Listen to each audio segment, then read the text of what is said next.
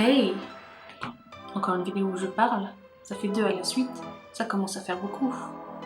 Mais, la bonne nouvelle, j'ai retrouvé mon mur uni! Dans tous les cas, si je suis ici, c'est pas vraiment pour vous parler de mon mur uni.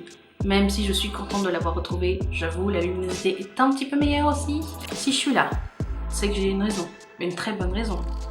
C'est que j'ai reçu, oui, encore, un paquet d'une marque de maquillage que j'avais commandé. Et donc la marque, cette fois-ci, c'est Revolution Beauty, qui est une marque qui est plutôt quali apparemment, d'après ce que j'en ai entendu, et qui est pas trop chère, donc je me suis dit, pourquoi pas tenter moi-même l'aventure. Au moment où j'ai commandé, pour une certaine somme dépensée, on avait également un sac surprise contenant d'autres produits. Et je peux vous dire que le sac surprise, il a fait son boulot.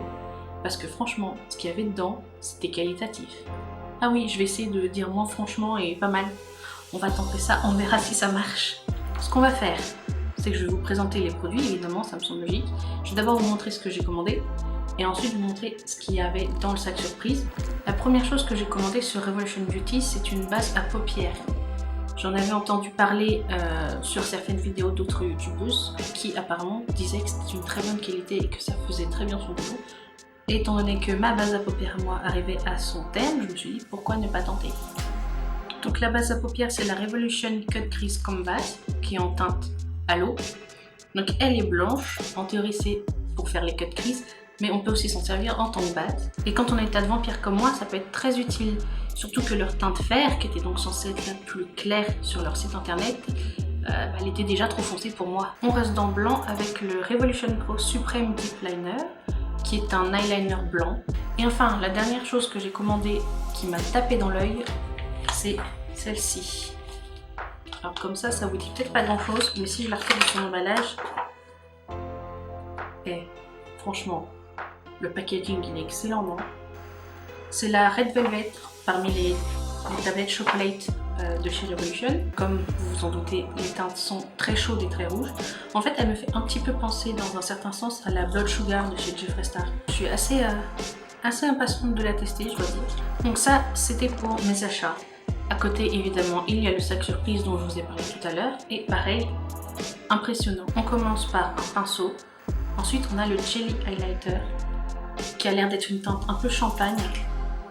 C'est la première fois aussi que j'ai un highlighter en jelly. Genre, j'ai déjà testé du liquide, j'ai déjà testé du poudre, mais alors le jelly, regardez-moi ça. J'ai reçu 2 palettes. La première, c'est une mini qui s'appelle la Unicorn.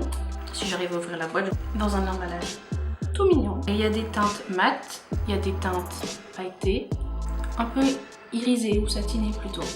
Et pour finir, j'ai reçu une deuxième tablette chocolate bar. Celle-ci s'appelle la Golden Bar. Pareil, le packaging, c'est excellent. Et à l'intérieur, c'est que du irisé ou du satiné avec un petit pinceau là. Maintenant que les présentations sont faites, on va pouvoir passer au maquillage. Mon teint, mon contouring sont déjà faits, il ne me reste plus que la base à mettre sur mes paupières, donc du coup je vais utiliser celle que j'ai achetée, à savoir la Cut Crease Canvas. Je vais commencer par appliquer un fard beige sur mon sourcil. Pour commencer ce maquillage, je vais partir sur ma teinte médium, qui est donc la teinte Chocolate dans la palette Red Velvet. Et avec un pinceau boule, je vais l'appliquer en oblique sur mon coin externe ainsi que dans mon creux paupière. Pour un marron, ça m'a l'air plutôt pigmenté. Bon, évidemment, après, les marrons, c'est plus facile à faire que les autres couleurs.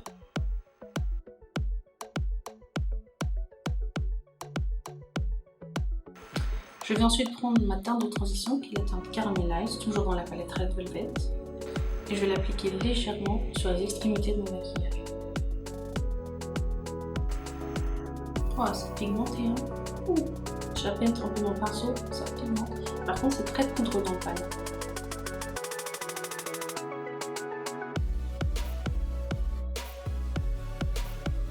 Avec un plus petit pinceau boule, je vais venir prendre ma teinte d'intensité qui, oh surprise, est toujours dans la Red Velvet et qui cette fois s'appelle Beetroot. Avec ce magnifique accent. Et je vais l'appliquer, pareil, dans mon coin externe et en creux paupière.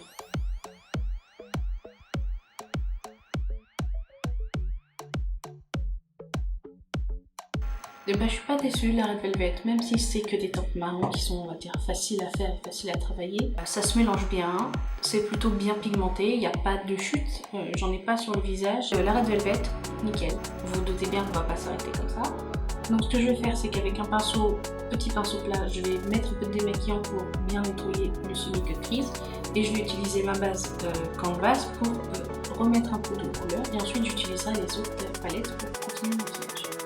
Avec mon pinceau et ma teinte médium, je vais venir juste blender les extrémités pour pas que ça fasse une grosse barre au niveau de mon maquillage. Je vais maintenant prendre ma palette Chocolate, la Golden Bar, et je vais, avec un petit pinceau plat, appliquer la teinte foil sur mon semi-cut crease. Ça s'applique super bien. C'est hyper beau comme teinte. C'est très crémeux comme texture. J'adore la teinte, ça fait super bien. Et bien évidemment, je reprends mon pinceau avec ma teinte médium pour pouvoir blender pour bien que ça soit smooth et pas juste une grosse barre au milieu. Sérieusement, la palette Golden Bar, elle est excellente. Enfin, pour le peu que j'en ai testé en tout cas. Donc maintenant, ce que je vais faire, c'est que je vais reprendre ces couleurs que j'utilise et je vais les appliquer en ras de cils.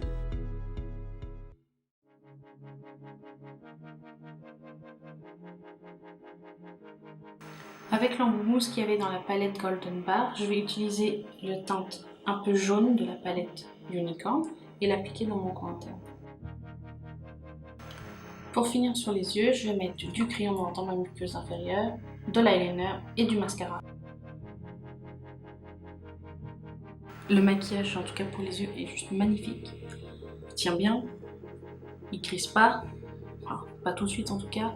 J'ai eu quasiment aucune chute, il est bien pigmenté, il est pas cher. Donc franchement, je reconnais que la hype qu'il y a sur cette marque, elle est vraie. L'highlighter en gel, j'avoue que la texture en gel est particulière pour l'avoir testé sur mon bras avant. J'espère que c'est pas trop foncé parce que ça m'a l'air quand même assez doré, assez jaune. C'est vrai que niveau couleur, il est un petit peu foncé pour moi, donc la couleur se voit pas trop. Mais par contre, l'effet brillant, il est là. Je sais pas si vous le voyez à la caméra, encore une fois, mais je vous jure que je le vois dans mon miroir. Ça brille. Mais genre, mon visage, lui, enfin pas dans le mauvais sens du terme évidemment, mais c'est très brillant et en même temps ça reste très discret. Donc j'aime beaucoup. Et pour conclure ce maquillage, parce que je vais pas les rester comme ça, je n'ai pas de rouge à lèvres Revolution, donc je vais prendre les NYX Cosmetics Metal. Celui-ci, il est en teinte Galactic Clove.